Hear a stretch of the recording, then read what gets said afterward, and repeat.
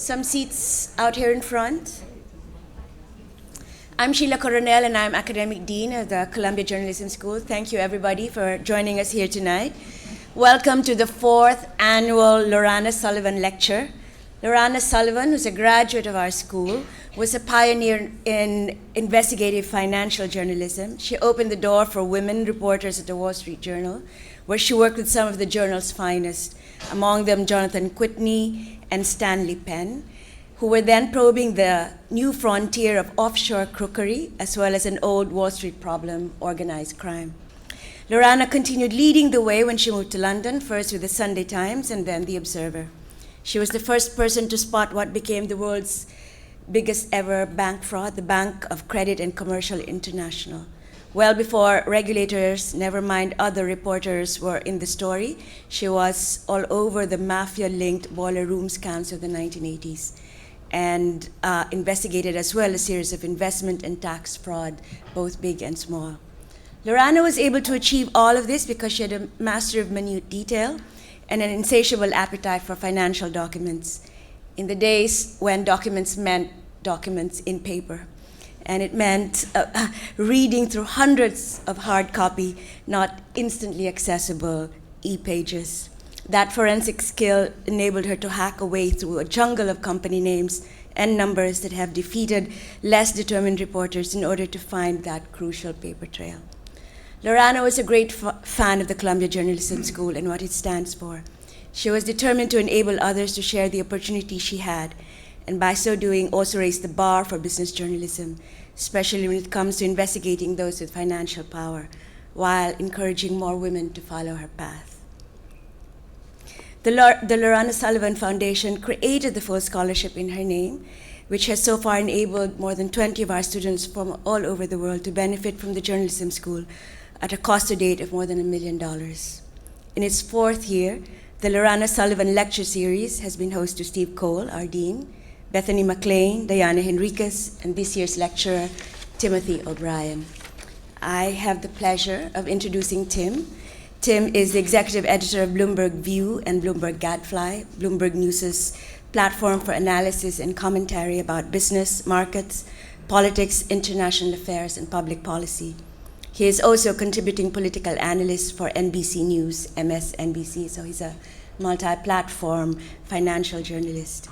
Tim is also a View columnist and lately has been focusing, of course, on Donald Trump's presidency. His Trump columns have won several awards, including honors from the Society of American Business Editors and Writers and the Deadline Club. He is also the author of a biography of the president called Trump Nation, The Art of Being Donald. It's been described as a book chock full of rip-roaring anecdotes, jaw-dropping quotes, and full of rigorous research into the business deals, political antics, and the curious relationships that define the president of this country. Not yet President Trump sued O'Brien for libel in 2006 for $5 billion. And he lost, Trump lost the case in 2011. Over the years, Tim has written extensively about a wide range of topics, including business, technology, media, politics, white-collar crime, Russia, gambling, Wall Street, and Hollywood. Prior to joining Bloomberg in 2013, he was executive editor of the Huffington Post. There, he edited and helped conceive a Pulitzer Prize-winning series about the challenges facing severely wounded war veterans and their families. Before that, Tim edited the Sunday business section of the New York Times, and during that time oversaw the Times investigative series on the roots of the 2008 financial crisis.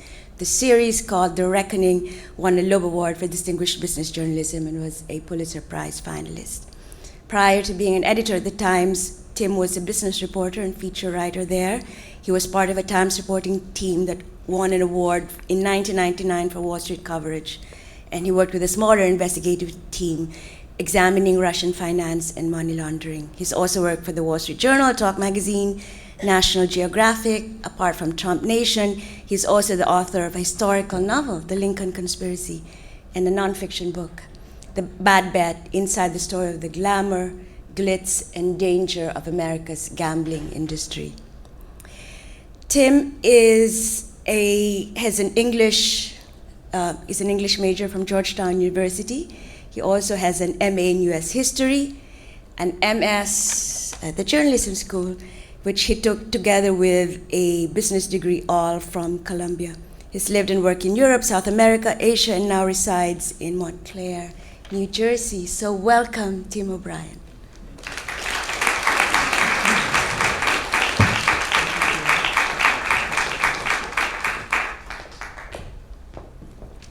Thank you very, very much for having me here tonight. I'd like to thank my friend Bill Gruskin for helping set this in motion, Dean Kahl for having me here at the school, the members of the board of the Sullivan Trust for their support of this lecture series, and all of you for being here. It's an honor to be here in part because my own peculiar journey with Donald Trump began here in the journalism school. Either in this room or the World Room down the hall, Wayne Barrett came here in the fall of 1989 to talk about a book he was about to write about Trump. And Wayne was hot off the heels of a book he had written called City for Sale that remains one of the classics of metropolitan investigative reporting. Wayne was fishing around for a research assistant for his Trump book. At the time, I was vaguely aware of Trump as a visible, loud, boisterous New York real estate developer, but I didn't know much more than that about him. But I was interested in apprenticing to Wayne because I wanted to be an investigative reporter and do project work, and I wanted to learn from Wayne. So Wayne, the late Wayne Barrett, he died the day before Trump was inaugurated. I like to think he wanted just to get out in time. Was a great, cantankerous, difficult, magical, troubled investigative journalist who was one of the maestros of document work. And I wanted to learn from him. And we ended up spending about 2 years together on his Trump book. We set up camp at his home in Atlantic City. Wayne got arrested by Trump at one point when we were reporting at one of the casinos. We assembled, I think, some of the first, back then there wasn't the internet, and we did all of our document work by visiting agencies, the Division of Gaming Enforcement, the Casino Control Commission, and turned Wayne's dining room into this repository of documents about Donald Trump, securities filings, regulatory reviews. That sort of storehouse of goods that Wayne assembled really remains one of the big repositories of documented information about Donald Trump in Wayne's basement in his house in Brooklyn, with his wife Fran now overseeing it. I would recommend to anyone who wants to dig in to long-term work about Trump, go visit that basement. After I departed from Wayne, I went to the Wall Street Journal. In the mid-90s, I did a book about gambling. One chapter of that book was about Atlantic City. And in the reporting of that chapter, it was the first time I intersected with the president at his office. I interviewed him for a few hours in the mid-90s about Atlantic City. But the book was much broader than Trump himself. That came out in 1996. I then landed at the New York Times, reported about many other things. And then in January of 2004, The Apprentice debuted. And I was a feature writer at the time for the Sunday business section of the Times. And Trump at that point had been this sort of punchline for the excesses of the 1980s. He wasn't taken seriously by the business community as a great real estate developer, although he had always described himself and promoted himself as the biggest real estate developer in New York. By any measure, he wasn't. By square footage, by value of the property that he held, he certainly wasn't. He was the most visible. And he had a fairly disastrous past in his business dealings, much of which Wayne documented in his original book. Brushes with bankruptcy, run-ins with regulators, questionable partners, including getting launched in Atlantic City when he first started out there with 2 individuals who had deep ties to organized crime. A fact that has hung over his entire business career, by the way, and is relevant to his presidency now. When The Apprentice took off, I felt very interested in the fact that Trump was able to regain this traction in the business world, a traction that had dissolved around him during all of the bankruptcy messes of the 1990s, and had reemerged as a tutor to the aspiring entrepreneurs of the United States and the world through this hit TV show. And I began writing a bunch of stories about the fact that he was giving young apprentice wannabes tutorials on TV, while in the real world his casinos were going into bankruptcy again. And they weren't well managed. He wasn't a good manager. And yet all of those facts departed from him once he got onto TV. And you can't underestimate, I think, the extent to which The Apprentice embedded Trump in the psyche of middle America and most Americans. I think it's one of the things that he rode to the White House on. And that's what led to the book I then wrote in 2005, Trump Nation. And in a way, it's a companion book to Wayne Barrett's original work, Trump, The Deals and the Downfall. Wayne's book was a dense, investigative takedown that I think still remains one of the foundational works. It's definitely one of the foundational works about Trump. What I wanted to do in the book that I wrote was embrace some of that history, but not repeat it again in the book. I also wanted to capture Trump as this cultural phenomenon and try to explain why he had been able to inhabit so many different stages in American life, reality TV, sports, politics, entertainment, casino gambling, New York spin, celebrity entertainment, for so long, and had essentially gotten away with it. And that's what Trump Nation as a biography, I think it was trying to do. And I think it's both an investigative biography, but also a cultural exploration of the Trump phenomenon. He did not like the book. He sued me for libel in 2006.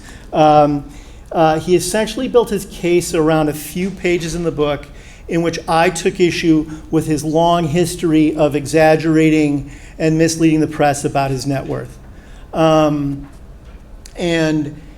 a time when he was telling me over the course of about a year and a half of reporting that he was worth anywhere from about $1 billion to $2 billion to sometimes $5 to $6 billion on the same day. His own estimates of his own net worth fluctuated by hundreds of millions of dollars because he was living in his own sort of private Trump Bolivia.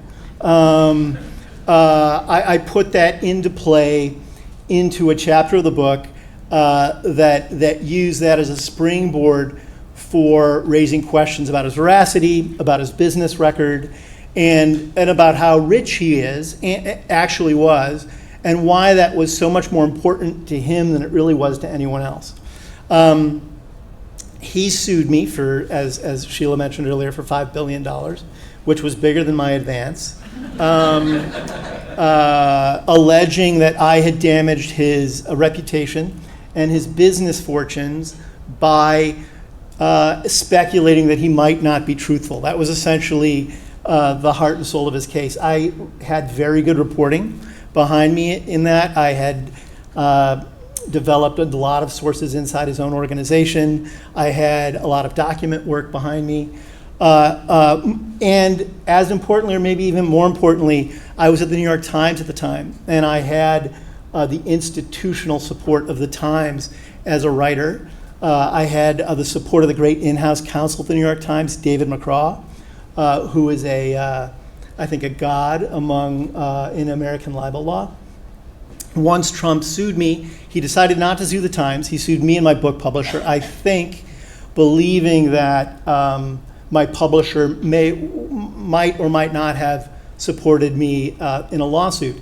As it turns out, my publisher, Warner Books, was incredibly honorable and supportive. They retained a woman named Mary Jo White as my attorney, former U.S. attorney for the Southern District of New York.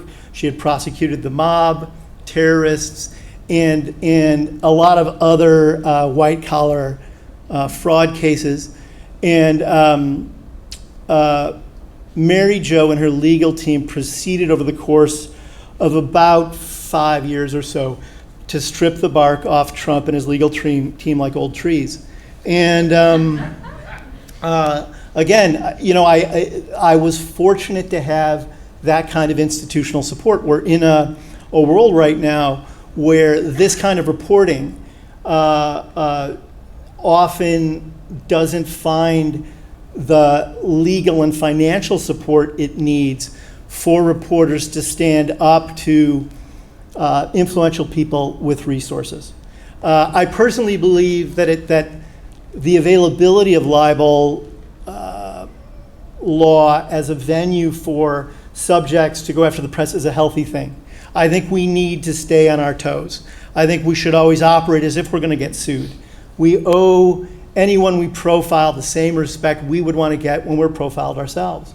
And I think that's a good thing in American life.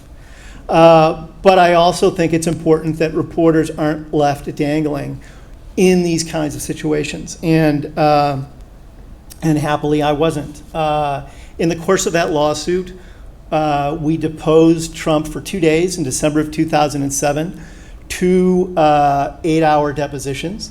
And that document, I think, still haunts him today. And it haunts him because it was not strategically wise for Trump to sue a financial reporter about misreporting financial issues, because in the discovery process, it opened him up to a field trip, from my perspective, through his tax returns, his bank records, his business records, on and on and on. I think I'm definitely the only reporter to have seen a large chunk of his tax returns. We use that, my lawyers use that as the basis for a devastating pair of depositions that revealed Trump to be a fabulist about a huge range of issues. Everything I'm saying here that he said was X, in reality was a massive discount to X. Speaking fees, how much his golf courses made, how much money he had, how much money he needed to borrow from his father to avoid personal bankruptcy himself. That's something he's repeatedly lied about for years. He borrowed tens of millions of dollars from his father, Fred. That was reported for the first time in my book, and then we substantiated it to within a decimal point during the litigation. On and on it went. That deposition might have remained hidden for a number of reasons. The case was dismissed in 2009. Trump appealed it, and he lost on appeal again in 2011. The deposition was sealed during the litigation, and Mary Jo White attached it as some of the motion papers towards the end of the litigation as we sought to get his suit dismissed. And his attorney, Mark Kasowitz, whose name might be familiar to you, was his attorney in our litigation. He had no history in defending, prosecuting a libel case at the time that he represented Trump, any more than he had experience representing the President of the United States during a major Department of Justice investigation orchestrated by someone like Bob Mueller. In both cases, Trump was being advised by someone who was not up to speed on some of these core legal issues, and I don't know ultimately how well that served him. Certainly in our case, all of that motion work ended up coming back in our favor. The court said the deposition should be public. Mary Jo argued that the deposition essentially substantiated the claims in my book, which it did, that it revealed the president to be a serial liar, which it did. The Washington Post later did a cover story about the deposition in August of 2016, and I think the headline was something like, that time that Donald Trump was caught in 30 different lies in 2 days. It would have, the Wall Street Journal did a cover story about the deposition, I believe in like 2009 or 2010. And it might have gone away after that, but for the fact that Donald then chose to run for president. And the deposition ended up becoming almost like a Rosetta Stone of Trump's history as a businessman and an individual. The fact that he decided to run also pulled me back into the Trump beat again as a columnist this time, which I feel the stars aligned. At least for me, I don't probably think I could have covered him as a reporter after having had the history with him I had, but certainly as a columnist, I have a platform that allows me to write about him in a way that can embrace my history with him and still give me a chance to analyze and opine about what he's doing. So let me tell you some tales. One intersection I had with Trump that has stayed with me for a long time, and it seems minor, but I think it's very revealing. He and I were traveling together. I spent a lot of time with him for the book. We traveled cross country together on his jet. I was in his homes. I had dinner a number of times with he and his wife, Melania, in Palm Beach. On one of our trips together, I was interviewing him in the back of his plane, and there was this Renoir knockoff hanging on a wall behind Trump. And he, in the middle of the interview, sort of pointed up to it, and he said, "That's an original Renoir." And I said, "Donald, I don't think that is." He said, No, it's definitely, it's an original. It's the original. It's mine." And I said, "Donald, that painting is called Two Sisters on the Terrace, and it hangs in the Art Institute in Chicago, and I grew up in Chicago, and it's the only one, and that's where it hangs." He says, No, this is the original. And I thought, fine, he can have that one. We went through the rest of the interview. The next day I got on the plane, and he wouldn't let go of it, and he pointed up at the wall again. He said, "It's an original Renoir. It's an original." And I thought, fine, he can have that one. I don't really care. But it sort of stuck in my mind. And then he and I went on our own merry ways. And then he sold that plane and got another. A plane, by the way, his jets were paid for by his casino companies, as an aside. Most mega billionaires can afford their own jets. He got a new jet, and I assume that Renoir got trashed somewhere. And then after he won the election in 2016, on a Sunday shortly after Election Day, he was interviewed on 60 Minutes by Leslie Stahl. And I'm sitting with my wife at home watching this, and Trump and Mike Pence are sitting in two of the little mini gold thrones inside Trump Tower. And as I'm watching them talk, I look on the back wall, and that Renoir is hanging there on a wall in his apartment at Trump Tower. And I began laughing, I think from the same tragicomic place all of us both laugh and cry these days. But it was, I think it's symbolically interesting for a number of reasons. That painting, and I'm sure when people come into his apartment, he's telling them, "It's an original Renoir. Believe me, I've got the only one." There's also a knockoff Renoir in Melania's office, but we'll leave Melania off of this. He will hang on to his own stories about himself and his world for decades. It's an important thing to understand about the president. He has his own reality that he lives in. And one of the keys, one of his strengths that makes him a survivor is his willingness to hang on to the world as he sees it and facts as he describes them. So let me tell you another tale. The president is now behind a tax plan that is being pushed this week in Washington that the president has repeatedly described as benefiting the middle class. There is no good objective data right now that shows that this is a tax plan that will ultimately benefit the middle class. It will put tens of millions of extra dollars into Donald Trump's pocket personally. The estate tax portion of it will allow his children to inherit a lot more money from him than they would have otherwise, and is essentially a self-serving piece of legislation that he is presenting as benefiting a group of Americans who it actually won't, by most accounts. Let me tell you another tale. Over the summer, we had riots in Charlottesville, as we all know.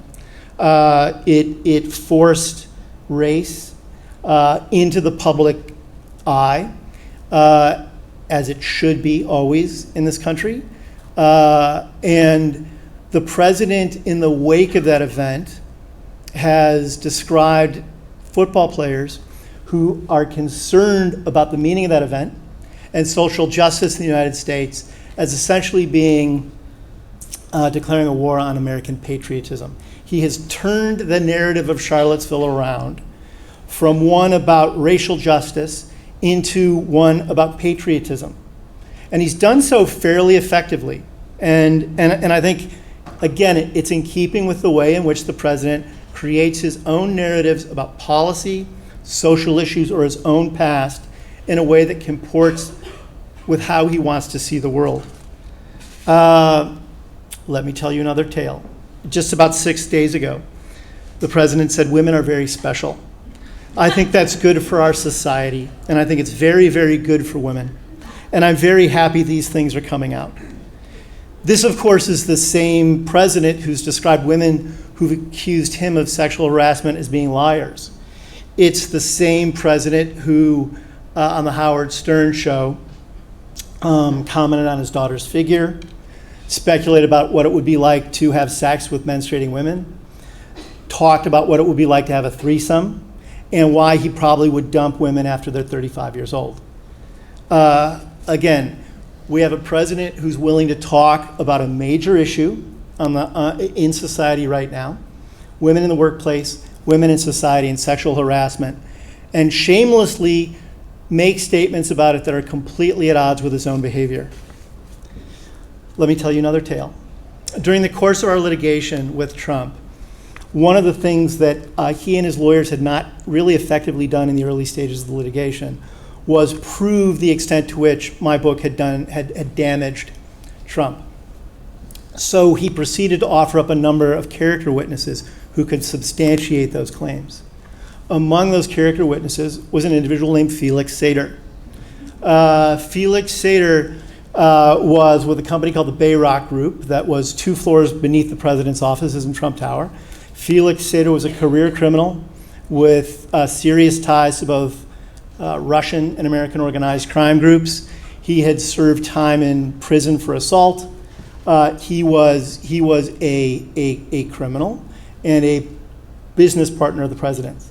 I don't know how the president thought that Felix Sater's past would not come out in our litigation. We deposed Felix. All of these facts were presented to the president, well, Donald Trump at the time. And he proceeded to say he didn't really know Felix Sater very well. He really wouldn't know Felix Sater if he walked into a room. He said the same thing about 2 years later, in 2009, in a deposition in a separate piece of litigation, unrelated to my case, in which he denied knowing Felix Sater. He said that repeatedly, even though Felix Sater and Michael Cohen tried to walk a Ukraine peace plan into the White House for Michael Flynn to review before Michael Flynn got punted from the White House. Felix Sater has tried to help the president get projects launched in Moscow as recently as the last year. But the president will continue to say he doesn't really know Felix Sater. And it's that, I think, steely resolve to create his own narrative that also allows him to continuously call Bob Mueller's investigation a witch hunt. But you don't need to go any further than the Trump Soho Hotel in Lower Manhattan if you want to look at the intersections between Trump and Russian money. It was financed by Felix Sater's Bayrock Group, and the Trump family just decided right before Thanksgiving to exit from the Trump Soho when no one was looking. But the president is probably going to have to deal with the fact that Bob Mueller is going to continue to look at deals like the Trump Soho as part of his own investigation. Let me tell you another tale about conflicts of interest. We have the president of the United States is running a hotel in Washington on government-owned property that he's now essentially leasing back to himself. And the president and his children have said, simply trust us. We've entered public service in order to create public policy that serves every American. The reality is the president has taken very few steps to authentically distance himself from his own business operations. There are many examples of this, but the hotel in Washington, I think, stands out as one of the more glaring and representational conflicts of interest that still exist. The president will say there are no conflicts because as president of the United States, he's not subject to conflict of interest laws, which is true.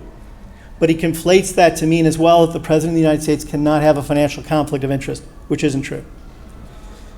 Let me tell you another tale. As recently as about, I think a month ago, when asked how the White House was performing in its rescue effort in Puerto Rico, and what kind of a grade the president would give himself on a scale of 1 to 10. He said, I'd give myself a 10 out of 10.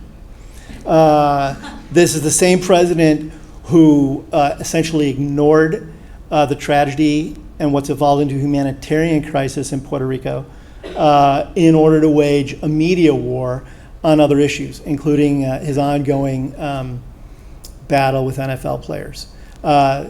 Anyone objectively would have not given his administration a 10 out of 10 around its response to Puerto Rico and the hurricane disaster there, other than Trump himself. And again, it's another little reminder of how he will tell himself what he wants to think and take action upon it, and that's never going to stop. Recently, I think last week, Trump said that he's probably the best 10-month president of any president in U.S. history. This despite the fact that he has not gotten a single major piece of legislation pushed through yet. He may get something with the tax cut, but that still awaits.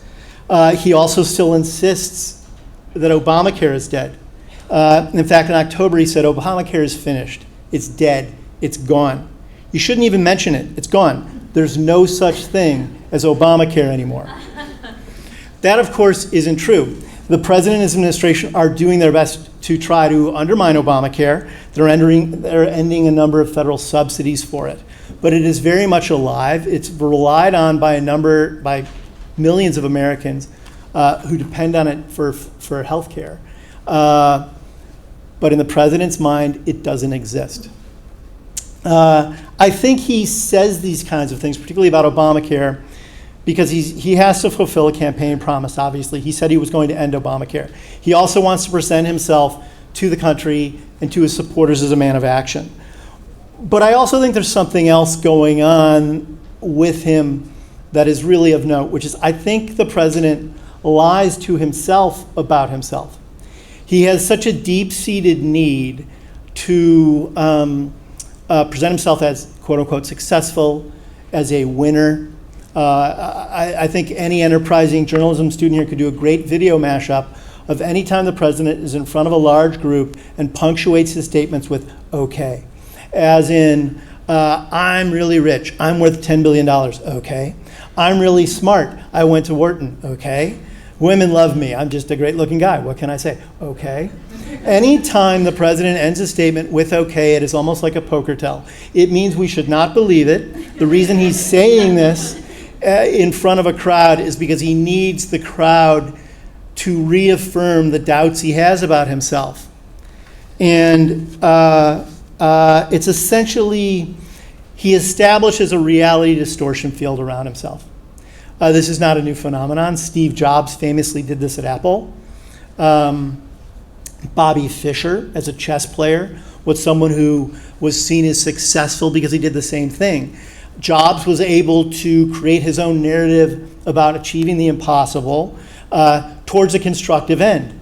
Destructive at one point in his career, and then constructive. and he developed revolutionary products. Bobby Fischer turned himself into a grandmaster at chess.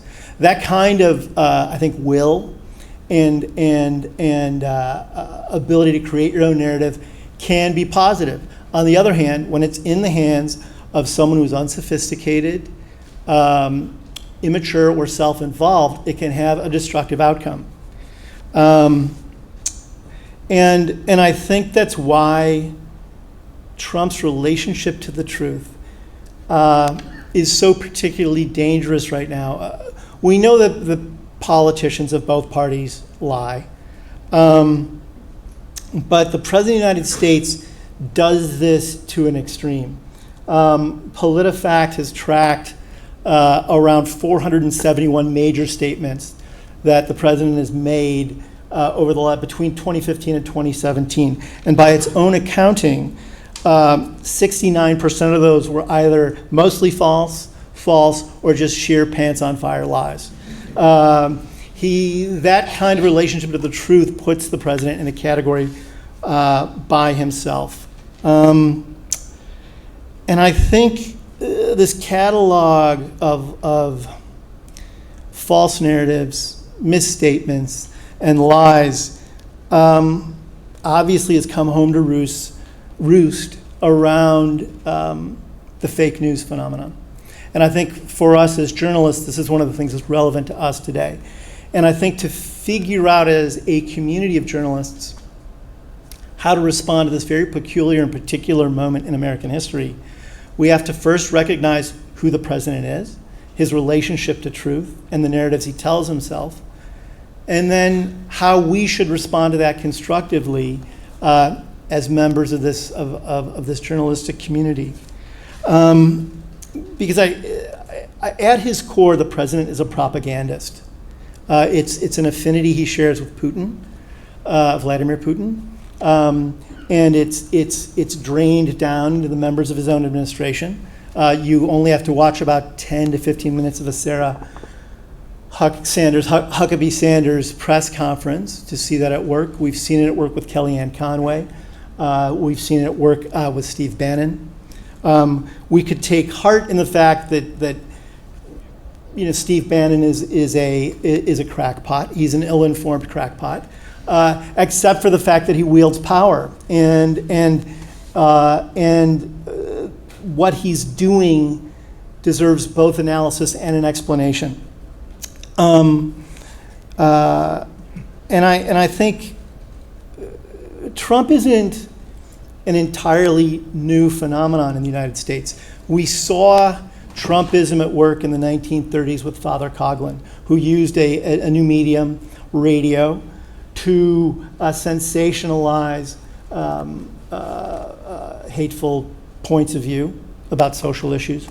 We saw it in the 1950s with Joe McCarthy, who used a new medium, television, to question the patriotism of scores of Americans. And I think with President Trump, you see someone who's taken advantage of another new medium, social media, to effectively sensationalize and downgrade core American values and a received sense of the notion that truth matters, that there are objective facts, that those things can be assembled in such a way that we all can assess our political and business leadership effectively, and as citizens try to make better decisions around it. The war that he and his administration are waging on the truth through fake news is an assault on the notion of truth itself. And I think obviously we're in the crosshairs of some of that as journalists.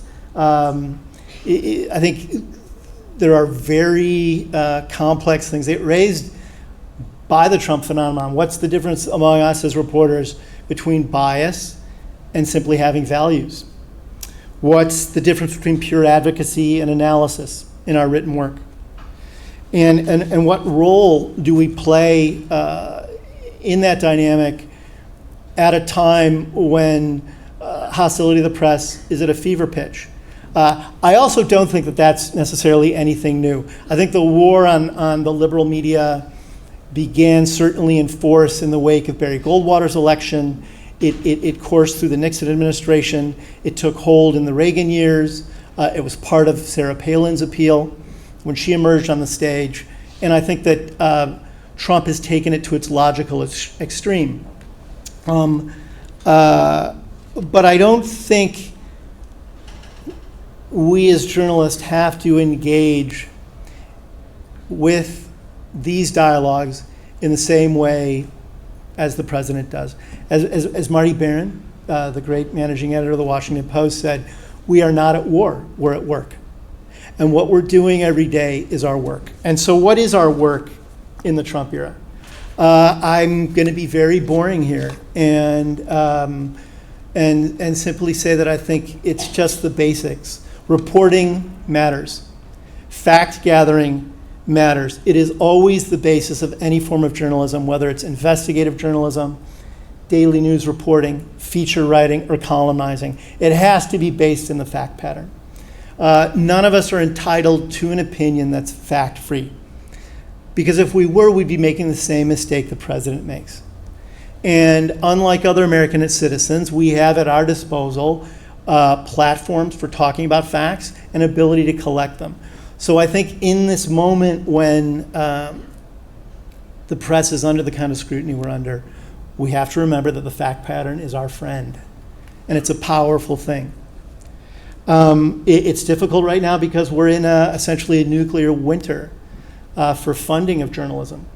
And it particularly worries me around meaningful foreign reporting, investigative reporting, and local reporting. I worry deeply that the lack of funding for those forms of reporting is going to harm our understanding of the world and an ability of citizens globally to become better citizens.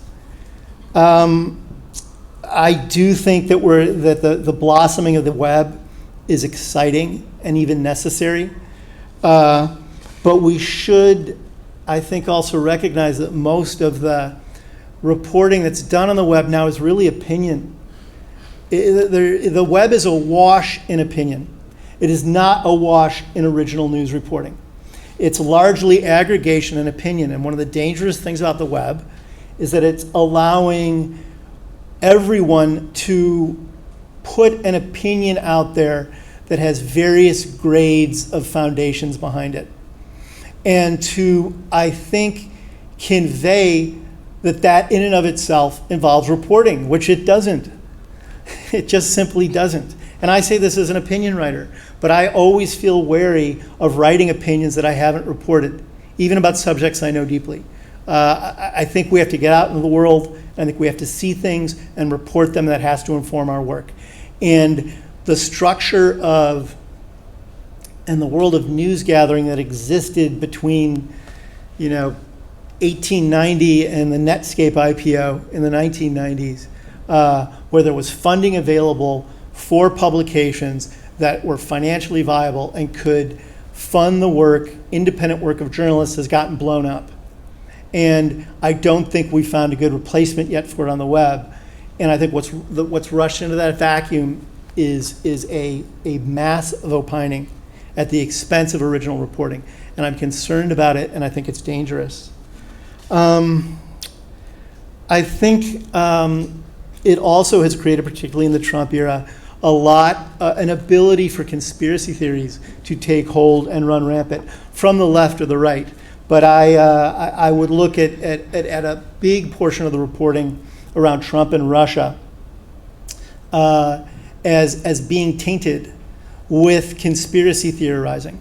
There's not enough good foundational reporting being done that isn't based on innuendo and isn't based on I think, some reporters and writers' needs to simply say, there's a conflict there because of an unsubstantiated X. But it exists in other elements of reporting around Trump, too, that I won't get into today. Again, I would say we should, in the face of that, we should rely on our classic tools. Among them are our antenna about what matters. One of the things I think that's at work in the Trump moment is that his ability to create a carnivalesque atmosphere around himself and the news has all of us hopscotching around from important event to important event. The Trump Access Hollywood tape briefly surfaced the issue of sexual harassment and women in the United States for a period of time when it happened, and then it largely went into radio silence until some of the more original recent reporting from the New York Times, the New Yorker, and others about Harvey Weinstein forced this out into the open again. But it had gone into abeyance for a period of time. Charlottesville caused us to have a very good public dialogue and reporting about race in the United States, and really opening up this centuries-old wound of slavery and race relations, and the echo of that down through the decades for a brief period of time. But we've moved off of Charlottesville. The weekend of the Puerto Rico hurricane, there was massive amounts of writing and reporting about that, but it focused on Trump's response to the event. And once that was done and moved on, there hasn't been enough original reporting exploring about the crisis itself on the ground in Puerto Rico. I could add Trump's financial conflicts to something else that gets episodic treatment and is a subject that could benefit from great sustained attention among reporters. The other thing I think, and I know that many of you here are taking advantage of your experience here to do this, but we have to develop better tools for ourselves as reporters. I think numeracy is one of the big ones. I think as reporters, we have to become adept and familiar with statistics, with accounting, with financial statement analysis. Reporters need to be able to read a balance sheet in this day and age if you're going to effectively write about the dynamic that money broadly construes has in the world. I think the political press during the presidential campaign wasn't steeped in business reporting and numeracy.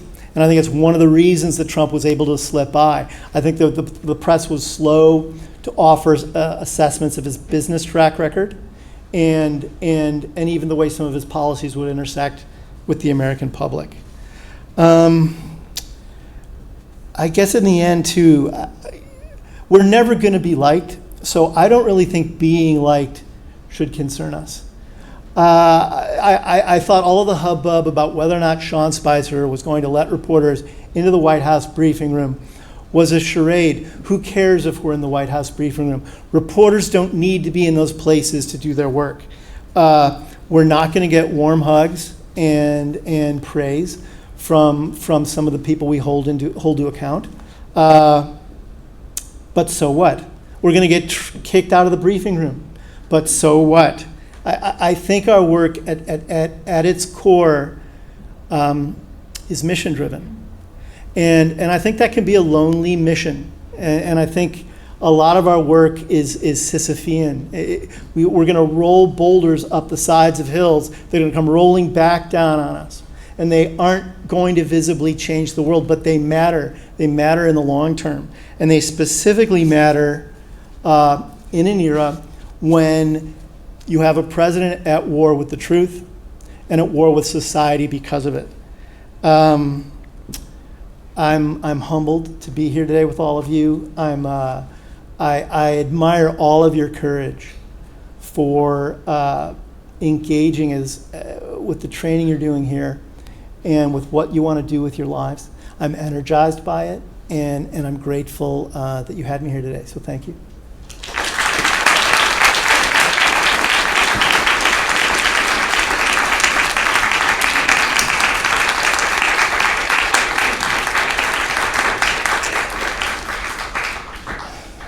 So I guess we're going to do some Q&A now, if anybody has Qs. You can come up to the microphone here if anybody has questions they'd like to ask.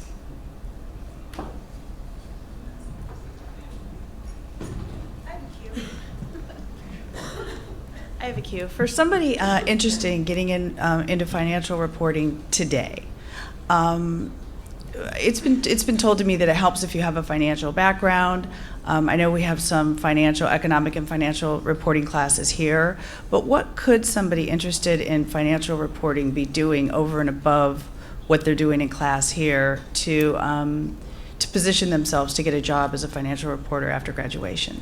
I think financial reporting is one of the bright spots from a raw employment calculus now. I think all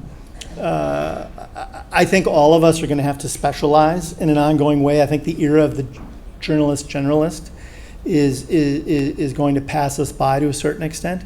I think when it comes to financial and business reporting, I'd refer back to what I said earlier when I was speaking. I think get some good nuts and bolts tools about how to assess numbers and financial data through things like statistics and accounting.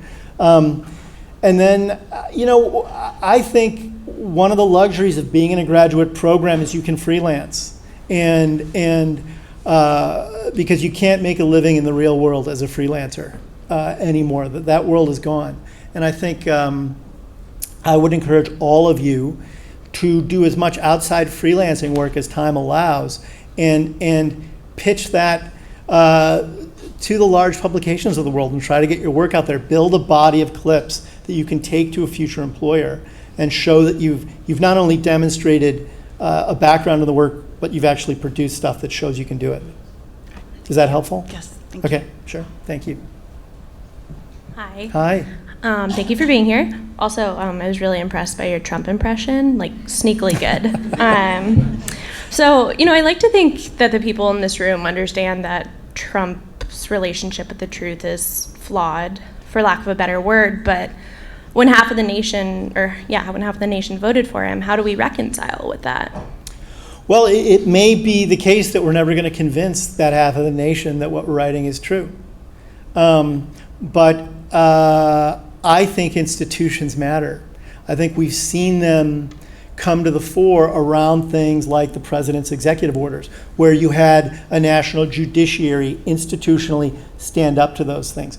The media is an important institution, but our work can have subtle and long-term effects that we don't see in the near term.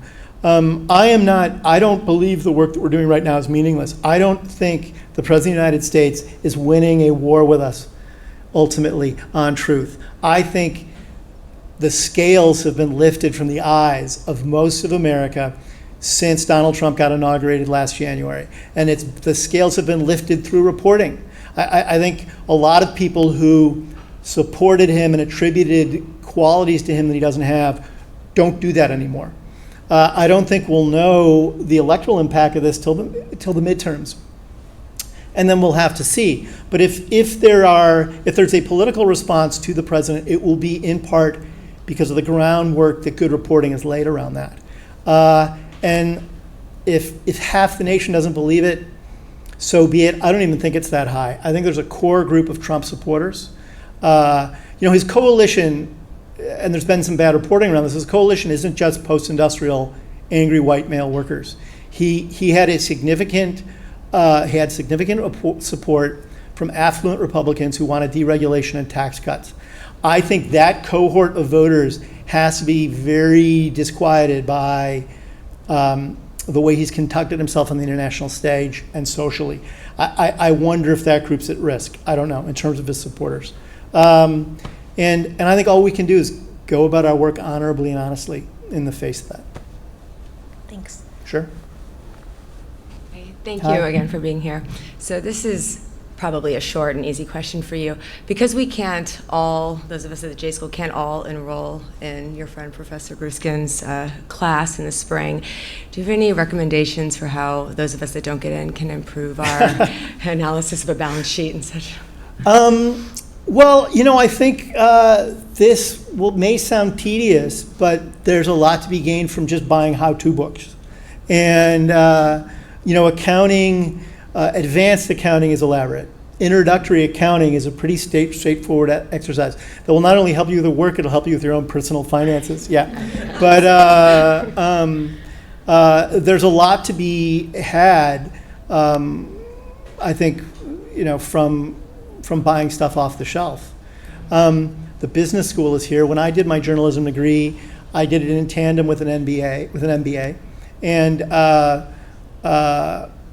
I took accounting and finance courses largely. And I don't know how easy it is to you to avail yourself of professors in the business school. I think Columbia institutionally should make it easy for all of you to audit law school classes, international affairs classes, business school classes, science classes. All of these things make you stronger as a journalist, these specialties. And maybe you can lobby them for giving you access to the business school so you don't have to expose yourself to Bill Gruskin. I didn't say that.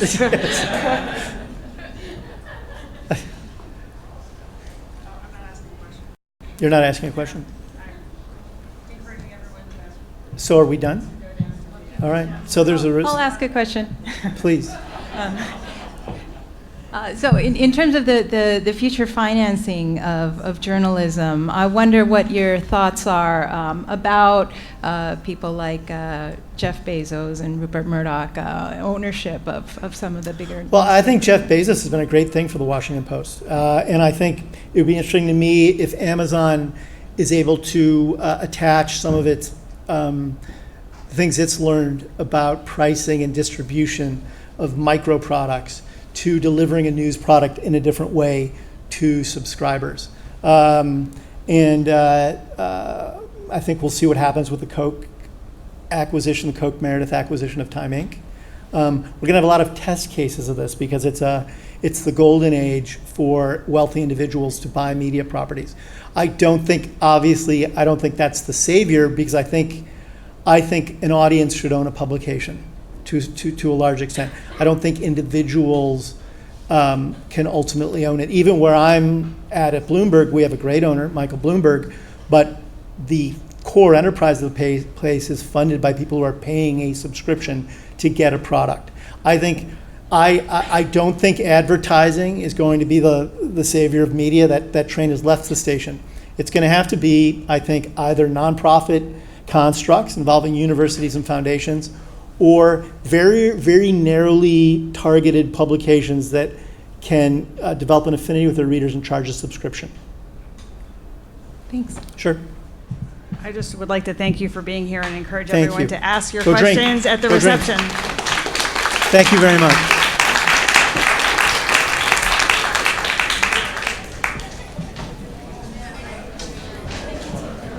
Thank you, Sheila.